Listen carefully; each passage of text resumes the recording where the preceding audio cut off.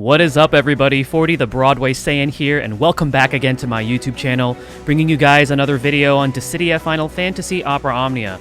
For this video, guys, I'm going to be giving you guys a recap of the recent Square Enix stream that I just finished watching, which is going to be highlighting what's going to be coming out for the 3rd year anniversary of the stream.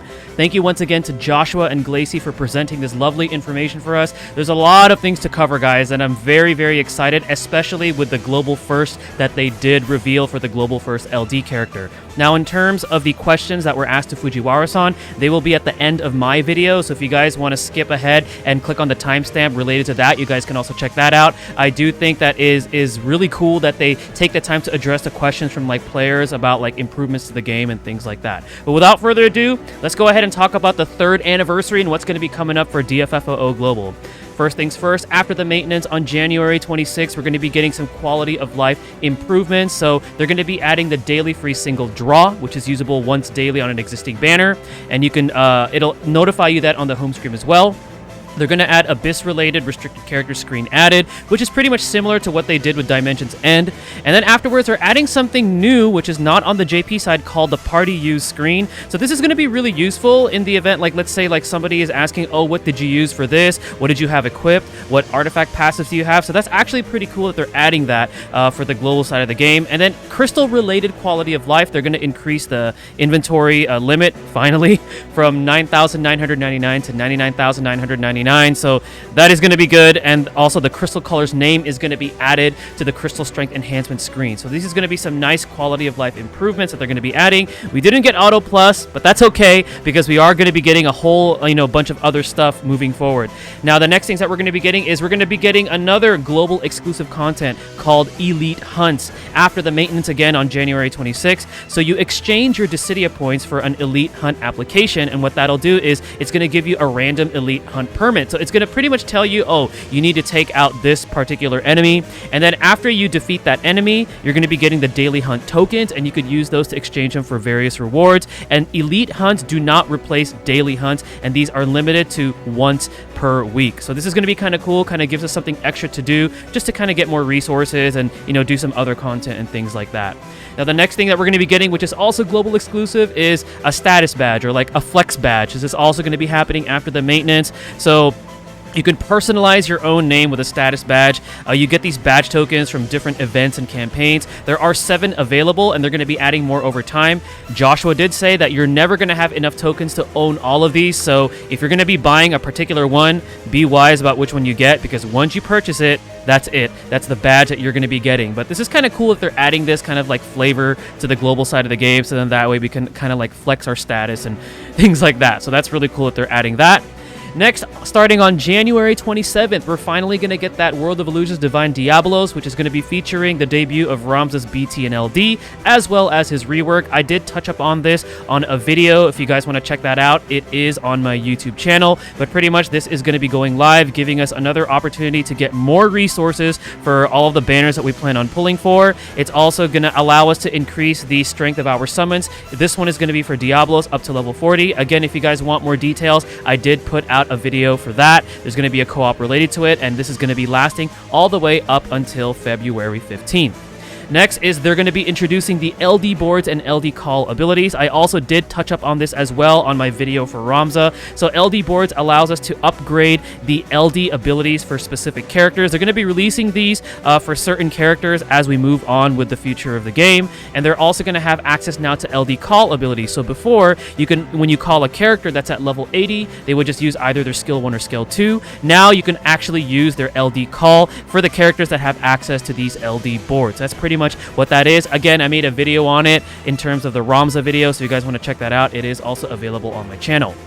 Next, starting from January 31st all the way up until March 1st, begins the 3rd anniversary campaign, starting with some free multi-draws that features every single EX weapon from when DFFOO first started. So if you are missing some EX weapons, you're going to be getting a daily free multi-draw. I think the way they're going to do it is it's going to be in the form of that golden ticket. That's how they did it on JP. And then we're also going to be getting free multi-draws on selected banners on top of that, which is awesome. And we're going to have another Gigantoir. They're getting more and more ridiculous with the designs with these Gigantoirs. Of course, he looks really silly with that yellow tuxedo and crown, but it's going to be, starting the celebration for the 3rd year anniversary.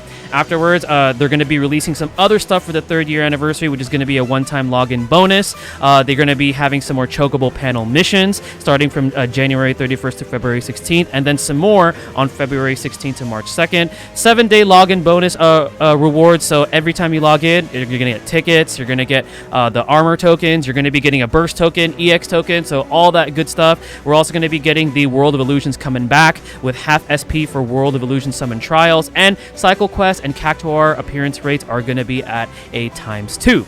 Next is we're going to be getting some gem sales. So for those of you that want to support the game, they're going to be having 2 special sale periods. You can see the dates listed there for those of you that want to support the game a little bit more. And they're also going to be bringing back the Kubo cards, which is also a great and a more inexpensive way if you do want to support the game. And then they're also going to be doing a 10% back campaign. So pretty much any purchase you do from the gem shop, based on the initial gems, not the free gems, will be giving you 10% additional gems for the initial gems that you buy. So they're going to have more details on this when it actually comes out, but this is what that is. So it's pretty cool. It's going to give you a little bit of an incentive if you guys do support the game and spend on the game. Next is going to be FF Portal app points campaign. So they're bringing this back from February 1st to the 28th. So for however many points the community earns, you're going to be getting the rewards listed there. And then at 1.2 million points, it's going to be a mystery reward. It's probably going to be something really cool. I'm assuming maybe like gems or more tickets or maybe burst tokens. We'll see. We'll see what they do. But there is going to be a reward for 1.2 million for the Final Fantasy Portal app rewards. Kaya's Lost Chapter is going to be coming out on February 2nd. He's going to be getting a rework as well as the debut of his LD weapon. They're going to be bringing back Noel's costume. Ramza is going to be the burst character featured on this. And then February 5th, Guy is going to be debuting. Guy from FF2. He's going to have all of his gear available, including his LD. And then Ramza is also going to be an obtainable burst weapon from there if you guys are going to be gunning for Ramza's burst weapon. So those are the events we have looking forward to here. Afterwards, we're going to be getting a beat back challenge, which is going to be introducing a new burst character, which is Ultimisia, if they do follow the schedule like how they did on JP. Ultimisia's burst release is going to be a hectic one because there's going to be 5 LD weapons that are going to be coming out while Ultimisia's burst is live in the game as far as banner wise. The first one is going to be Penelo. So Penelo is going to get her LD and that gorgeous costume that we see right there. And then afterwards, February 11th, we're going to be getting Jack's Lost Chapters with Jack's LD.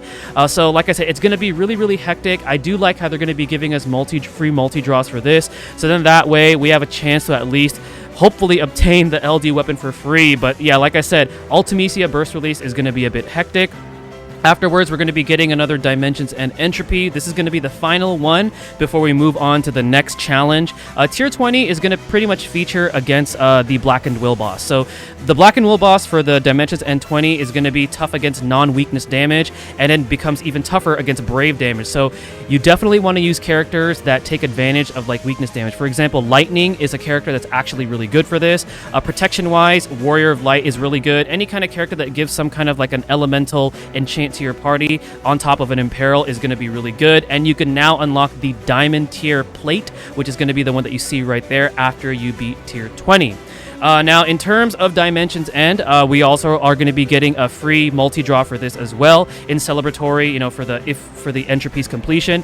And then the previous limited time missions will be reopened. If you did clear them before, you're not going to get those rewards again. They did address about the bug that happened on JP where for some reason, even though you had already cleared those rewards and they're pretty much gems, players were able to obtain them again, which wasn't fair to, newer players and things like that. But what they did to kind of compensate for that, because they're not going to repeat that bug on Global, is DE18, they actually added additional limited time missions for that. So for those of you that have already completed that, you're going to be getting the rewards for that. So in general, we're going to be getting more than what was intended on the Japanese side because they're not repeating the bug. So that's pretty cool that they did that. And then for this one, Ultimisia is going to be featured on that banner. And I think this is where they release, it's either Kryl or Hope's LD. Because like I said, there's going to be 5 LD weapons coming out with Ultimisia's burst. But it's either one of those two, I believe. I don't quite remember who are going to be coming out with the banner for this.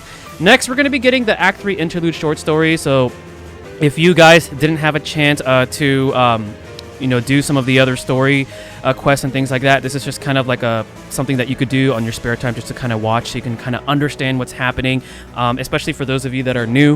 You can kind of just catch yourself up with the story. So this is going to be kind of cool that they're going to be giving us this.